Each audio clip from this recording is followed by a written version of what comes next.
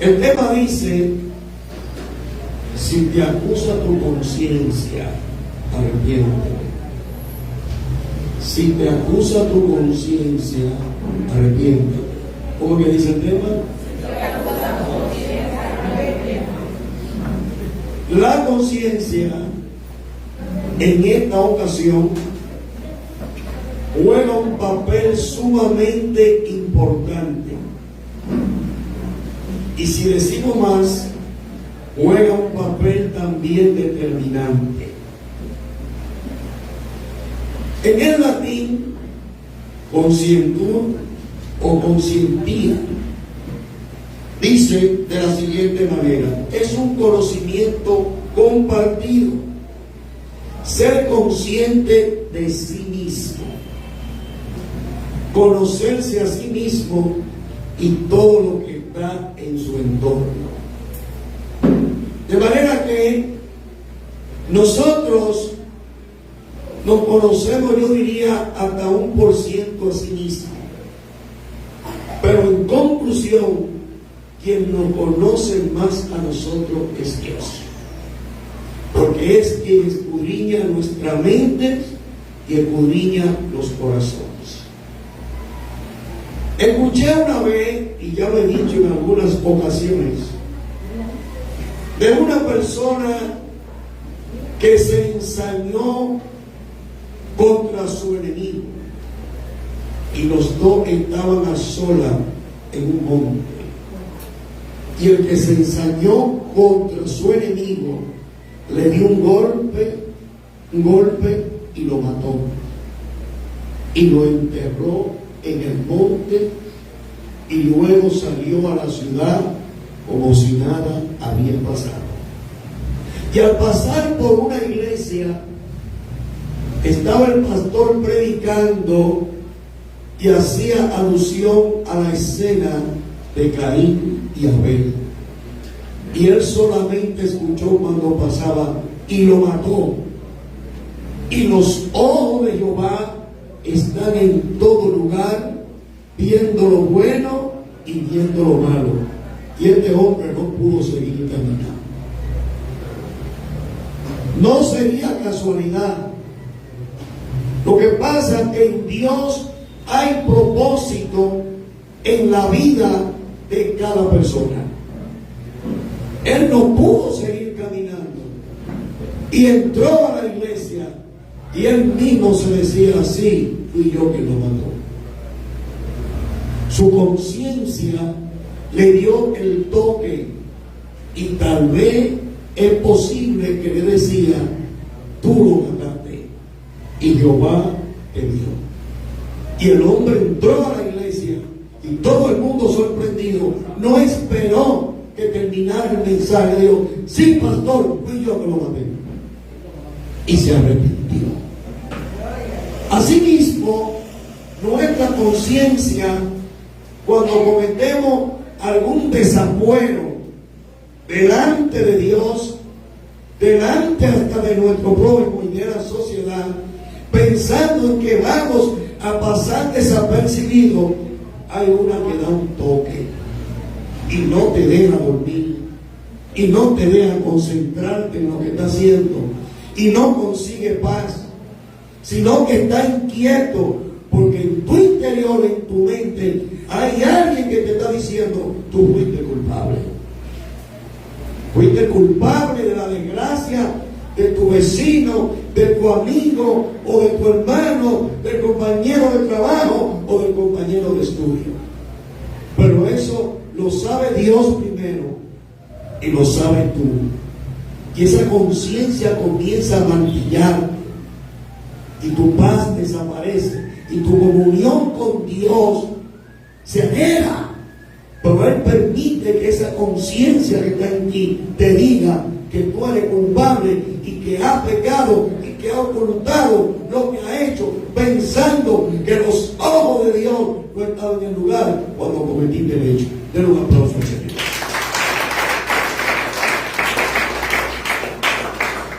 Esto también, en cuanto a la conciencia, se puede referir a lo moral, a nuestro accionar.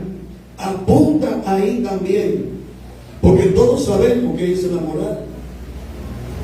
Y la moral en la vida de una persona consciente, que aún estando en un pugilato por servirle a Dios, hace más acto de presencia con la finalidad de que si hemos cometido algo, procedamos al arrepentimiento. Sin embargo, en esta historia la conciencia juega un papel muy importante. Dice que la conciencia, al jugar su papel en esta historia, lo que acusaban a la mujer apegado a la ley, este tipo de personas, los escribas y los fariseos, eran personas hipócritas. Eran personas que se les llamaban los puritanos. Los puritanos eran aquellos que supuestamente insistían en que se purificara realmente la creencia en nuestro Señor, supuestamente.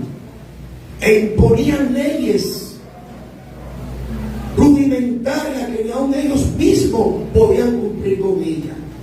Por eso vemos en el versículo 9, cuando el Señor le dijo en el 8 que el que estuviera libre de pecado arrojara la primera piedra, y el Señor siguió escribiendo, utilizando sabiduría y astucia, tal vez para no escandalizar en ese momento lo que él tenía que decir.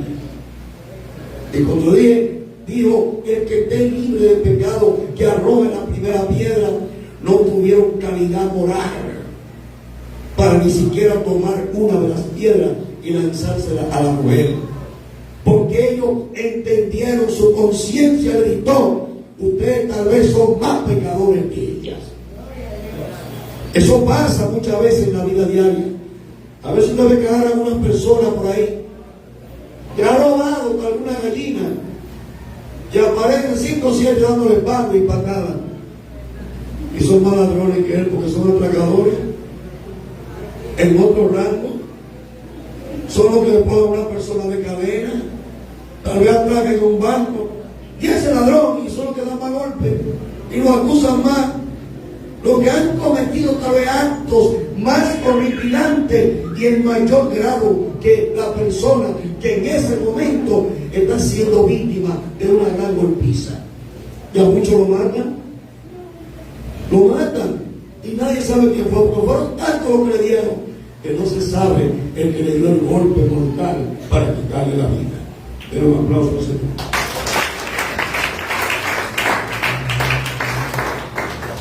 Entonces estos puritanos fueron cristianos protestantes que supuestamente se introducían para purificar en los siglos XVIII y XVI, y que afirmaban que la iglesia anglicana no se había distanciado suficientemente del catolicismo, sino que eran protestantes que estaban y como que no estaban, tenían parte que practicaban, que pertenecían en su doctrina a la iglesia católica, y otra pertenecía a lo que realmente practicaba la iglesia protestante, y supuestamente, entre comillas, ellos trataban de purificarla. Bendecido sea el Señor. Los anglicanismos dice que es la rama del protestantismo que precisamente procuraba realmente exhibir lo que ellos sentían, lo que ellos sabían que no debían de practicar, y que sí estaban en el deber de hacer lo que decía la Biblia, la palabra del Señor.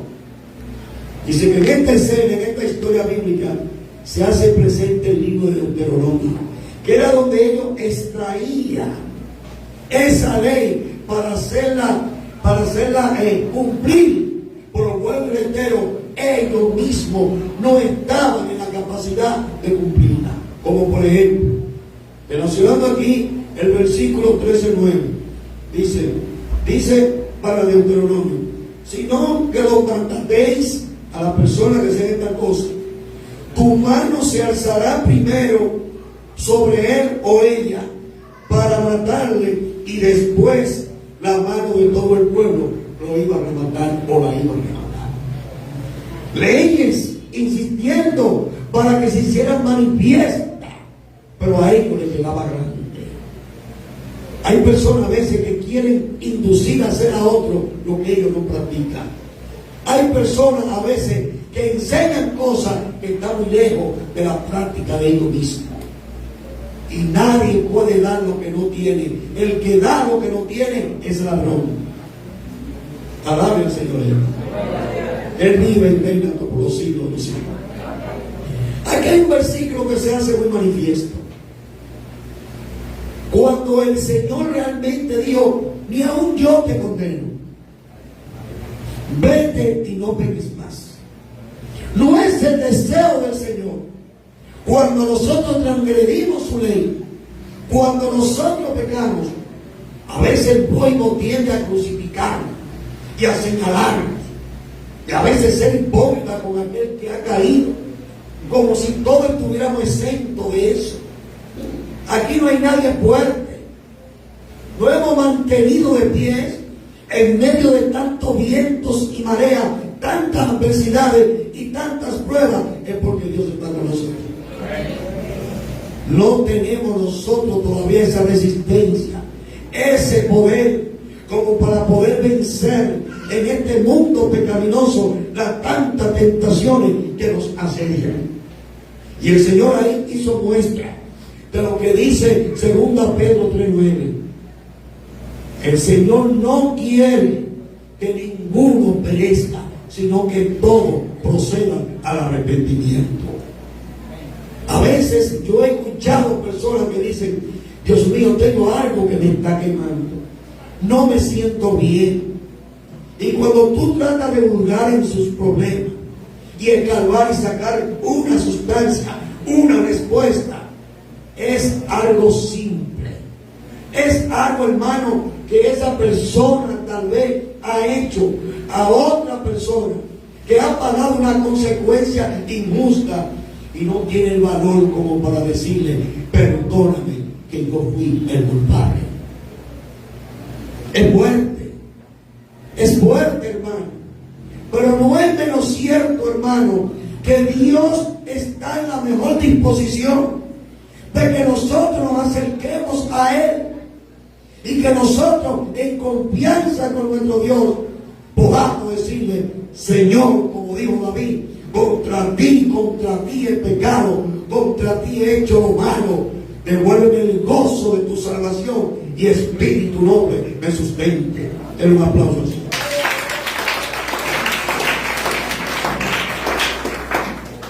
En estos caminos, hermano, pasamos por situaciones sumamente difíciles.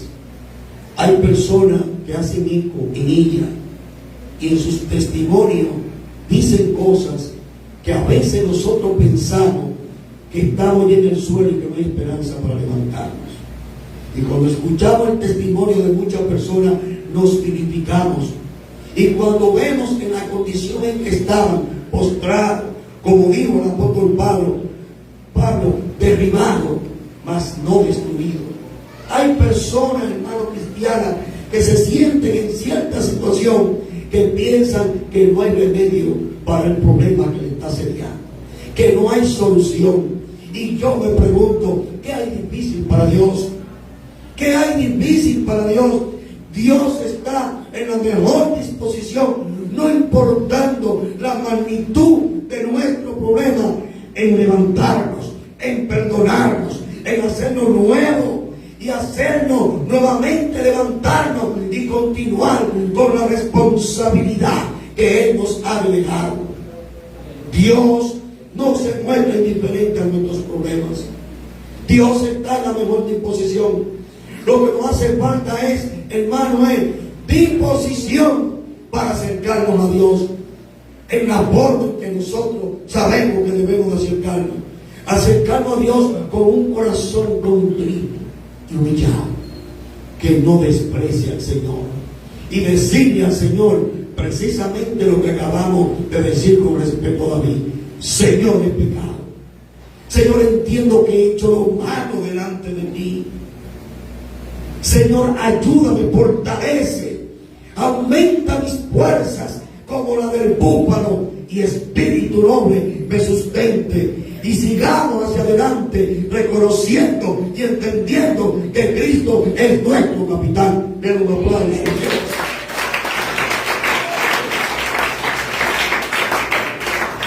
No permitamos que nuestra conciencia nos esté martirizando, convirtiéndonos en un archivo de problemas, en un archivo que nosotros creamos de dificultades, pensando, hermano, que almacenando problemas, que almacenando cosas que nos van a obstaculizar para nuestro avance, nos vamos a sentir bien. Cada vez que guardamos un problema, nuestra situación se complica más. Cada vez que tenemos algo que podemos resolverlo y lo dejamos para un día, nuestra situación se agrava. Nuestra vida espiritual va descayendo. Nos vamos desgastando espiritualmente y llega un momento en que se apodera de nosotros la depresión. Y cuando llega la depresión ya pensamos que no hay remedio a nuestro problema. Ya pensamos que hemos perdido la guerra, que hemos perdido las batallas y hemos perdido la guerra. Recuérdense lo que decía en días pasados de una persona, de un escritor que no conoció a Dios, pero se daba una valentía, se daba fuerza él mismo para seguir hacia adelante ante los problemas. De aquel hombre que había librado 100 batallas, había perdido 99, había empatado la número 100 y él decía: seguiré hacia adelante.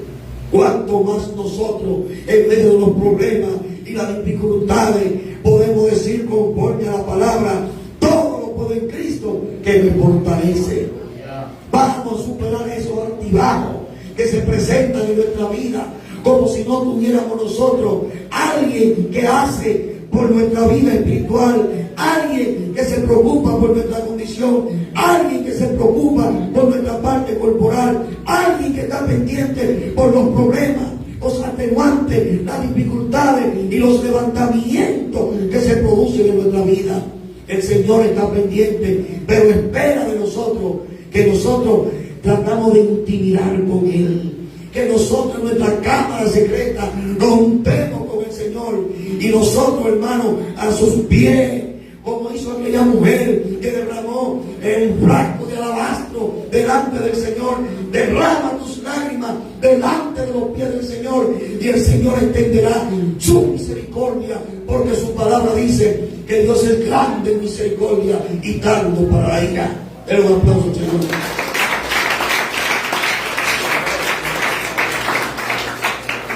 Siempre habrá cositas que me estarán martillando.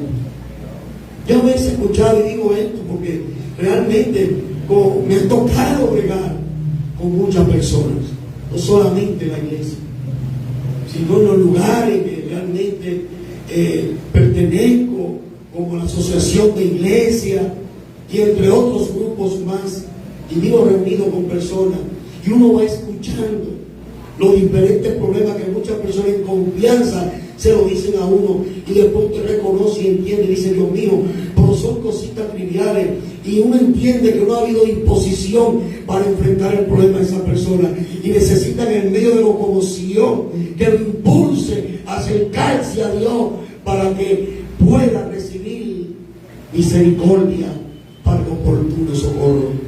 La Biblia dice bien claro: acercaos a Dios y Él se acercará a nosotros. Solamente tenemos que reflexionar y pensar que Dios está a nuestra disposición. Dios está dispuesto a escucharnos. Sus oídos estarán atentos para escuchar nuestros clamores. Antes de nosotros ir y desembarazar, tal vez con una persona que ni siquiera conoce al Señor, acérquese a Dios primero. No emprenda nada sin consultarlo a Dios. De que Dios usted le exprese y no le conteste en el momento, tenga paciencia. Cuarto fruto del Espíritu. Y espere en Dios, y el Señor hará en nuestra vida. Den otro aplauso a Dios.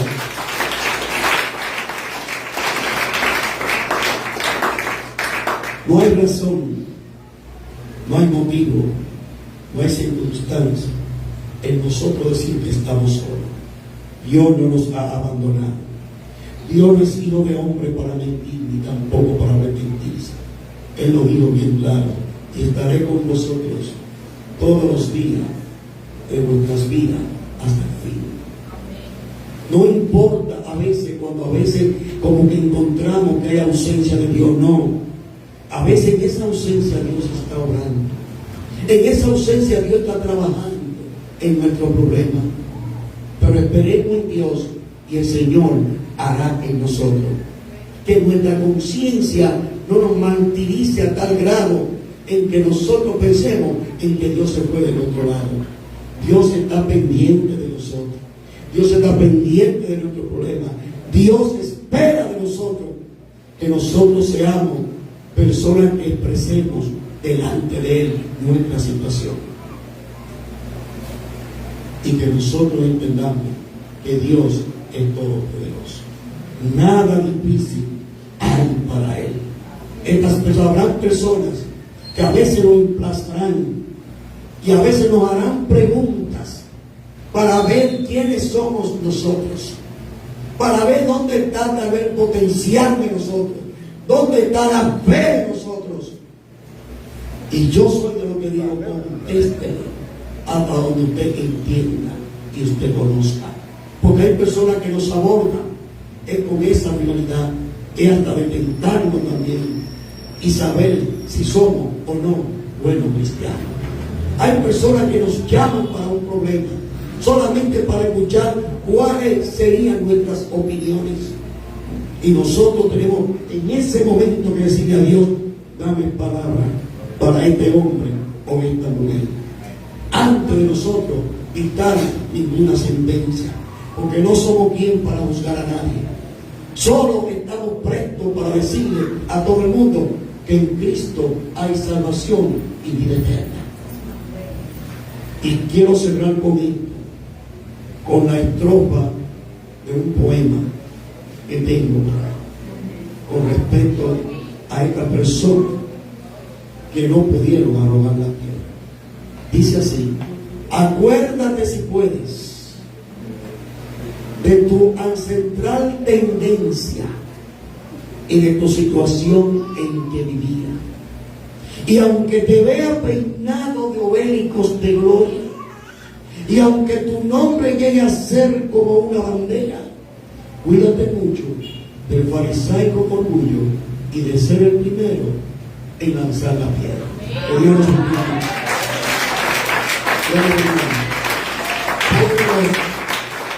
Que Dios nos ayude, para que nosotros podamos seguir hacia adelante.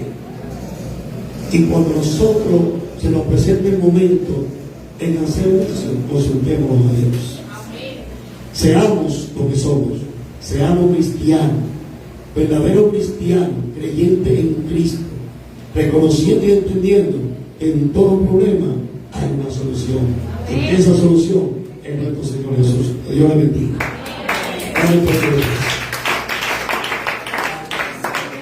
Pueblo de pies y oremos dándole gracias. Soberano Dios y Padre celestial, Dios bueno, Dios amado, Dios todopoderoso, creador del cielo, creador de la tierra, creador del universo y todo lo que en él está. Padre, te damos gracias por todo lo que hemos hecho en este lugar. Gracias por las oraciones, gracias por los cánticos. Gracias, Señor Dios, por el mensaje, por palabra de noticia a cada hermano aquí presente y aún los que no pudieron estar. Bendiga a su iglesia de una manera especial, en el nombre glorioso de nuestro Señor y Salvador Jesucristo. Y ahora, Señor, que vamos a nuestros hogares, llévanos en paz, con la comunión del Padre, la del Hijo y la participación y comunión de su Espíritu Santo. Y el pueblo que se va con Cristo dice: amén. Saludaos los unos a los otros, y sin paz y santidad